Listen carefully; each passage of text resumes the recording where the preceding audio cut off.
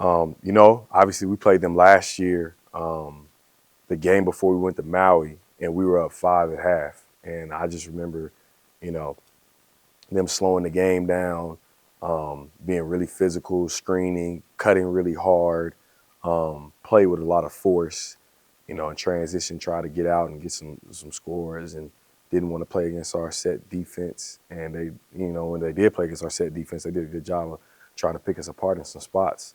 And they really, honestly, they helped expose some things defensively for us early in the year and helped us get better. But it was not an easy game by any means, and we were able to stretch it out at the end.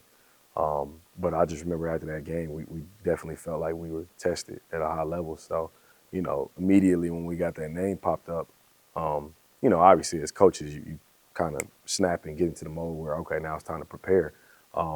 It was not oh man, we got a cupcake game. Like, no, not at all. Like, we're taking Wofford extremely serious. We know they're a good team, and obviously they came in here and competed against us with some of the same guys that they have on this team. So, How similar is this team to last year's Walker team? well, the best player is the same guy. Uh, the big fella that's really skilled, number 14, that's really skilled, can really pass it.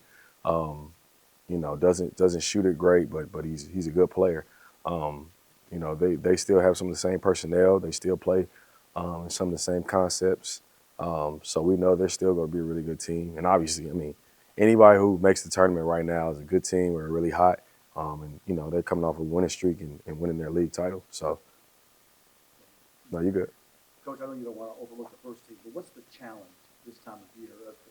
Potentially scouting for and preparing for three teams, the one you're going to face first, and then possibly the other two. Yeah, well, we do a good job breaking it up like we do in the regular season. Right now, Coach Belinsky and me are scouting the next game. Coach Gainey is scouting the game we're preparing for. So we're kind of breaking it up, divvying it up, and kind of seeing which teams do this and making sure that we're ready. In case we win that first game, move on to the next, and we're ready to go, just like we do in a conference tournament or regular season. We kind of keep guys on par for that. Is it a surprise to see a SoCon team be a 15 seed? Um, I mean, when I was a mid-major coach, we never made the tournament, so I don't know exactly like how it all works when it comes to the mid-major teams. That's a league that's obviously, very well respected. I've always respected the league from afar. I've always thought it was a really good mid-major league. So, seeing them as a 15, I wasn't surprised to see like a Horizon League team as a 15, or I wasn't surprised to see. Well, it wasn't surprised to see McNeese State out of the Southland be. I think they were at 12, right? That's kind of crazy because I coached in the Southland for a little bit and I didn't. No offense, no disrespect, but yeah, that didn't seem like a 12 seed type league to me. But they've had a great year. But I think when it comes to the SoCon, it's a respected league. Wofford obviously played really well. I watched them a lot because I had a friend in Chattanooga this year. So we know they're competitive, and I guess it does guys a disservice of them being the 15. But either way, we're gonna be really prepared for it. How important is it to get Igor back to doing the things that Igor does so well?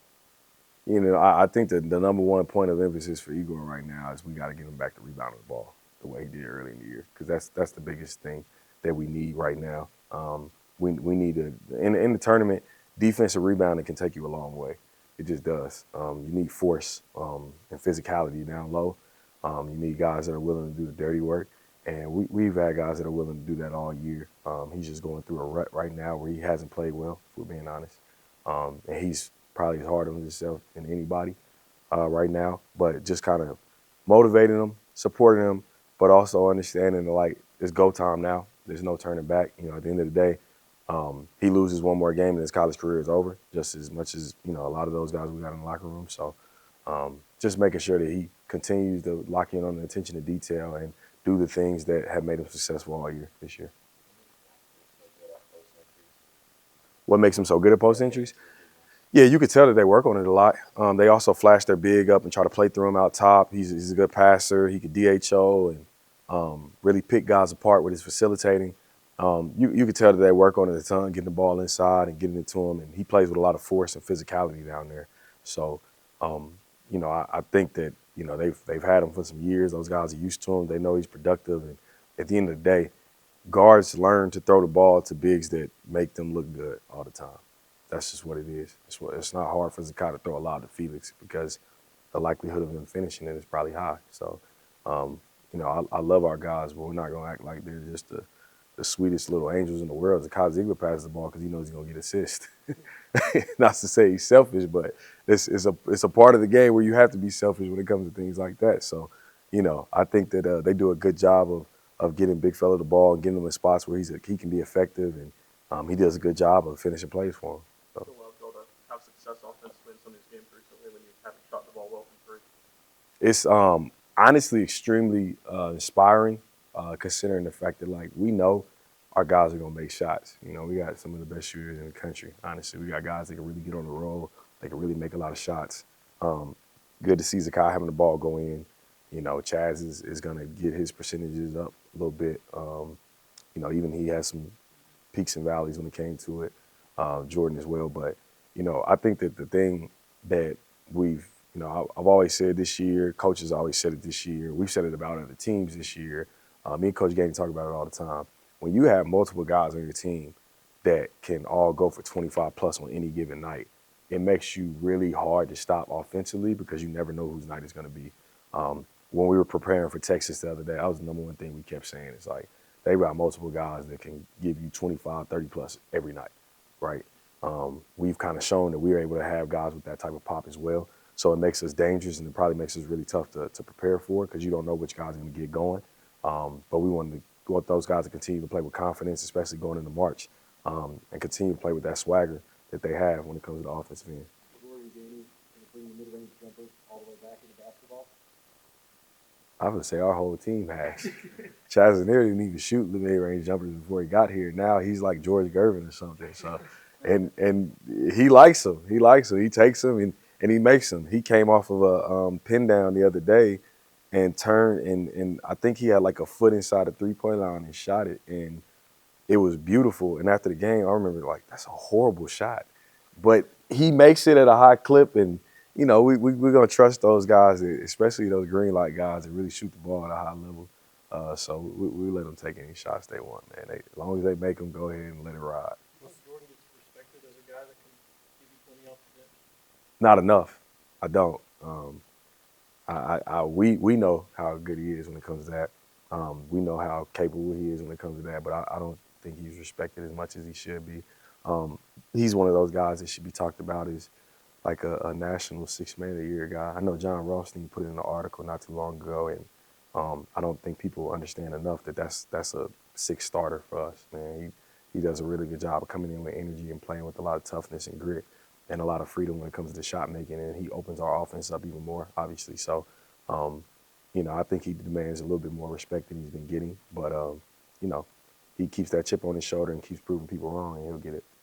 What's the concern level with the quick turnaround after 3 physical games? Maybe anything different about how y'all are going about this week? Yeah, I mean, it's, no different than playing, in an early season tournament where you have multiple games and then coming back and trying to make sure that you get rested and get prepared for the next bout of games. Now, obviously, this is a quick turnaround. You usually don't play 3 games in 3 days and then you turn around on the Tuesday and leave. But, we did this a few years ago and had to play on a Thursday. And it was a quick turnaround. But I think that, when you've done it before as a program, you learn what to do and what not to do for that next time. So it's a matter of us being really strategic and how we're going to get the guys rested, how we're going to get them extra time off their feet, how practice is going to be, what pace and what tempo it will be at, and just making sure guys have legs and they're fresh and ready to go. When's the last time you saw a guy shoot free throws rain style? Rick Barry, didn't he do that? I think. In like the 1960s or something like that. Yeah, my mom was born then. She's 60, so that's a long time ago. But if it works for him, I'm good with it. Like, do your thing, big fella. And it looks like he works on them a lot. So GP does too before practice. But yeah, it's effective for him, and it's obviously unique. I'm sure college basketball fans are gonna love watching it. So I mean, it's cool. It's cool. How's your mid-range jumper? My mid-range jumper? Better than GP's? Man, first of all, come on, bro. GP's a little up there, bro. If I can't shoot a mid-range better than GP, that's a problem. Considering the fact, I know he didn't have the three-point line when he played and everything, but I got a better mid-range jumper than GP. But all love to my guy. But nah, come on, man.